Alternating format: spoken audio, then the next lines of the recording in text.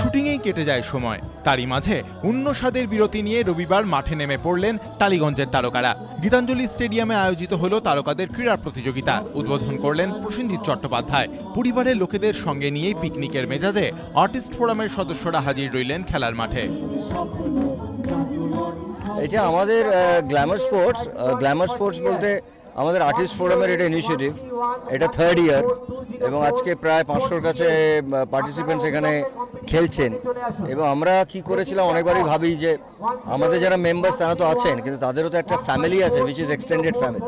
তো তার জন্য একটা কিছু করা, তো পিকনিকটা সবাই করে, কিন্তু আমাদেরও সবার মনে হয় যে শীতটা যাওয়ার মুখে যদি একটা স্পোর্টস হয় সেখানে সবাই ইনভলভ হতে পারে, সারাদিন সবাই একসঙ্গে থাকবে এবং তাদের ফ্যামিলি বাচ্চা কাচ্চা সবাই আসতে পারে। So it will B a very good event. এবং স্পোর্টস ইজ সামথিং আমার মনে হয় যেটা সবাইকে কানেক্ট করে, মানে ছোটোর থেকে বড় সবাই খুব এনজয় করে।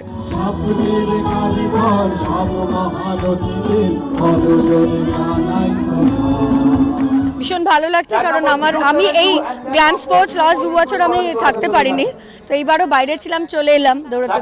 তার কারণ হচ্ছে যে এটা আমাদের সমস্ত আর্টিস্টরা ইনভলভ, তাদের ফ্যামিলি আসে এবং এত ভালো একটা, কারণ আমরা তো এই সমস্ত খেলাধুলো থেকে এখন বঞ্চিত।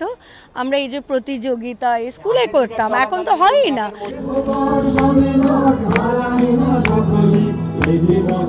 সুভাষ বৈদ্য, এবিপি আনন্দ, কলকাতা।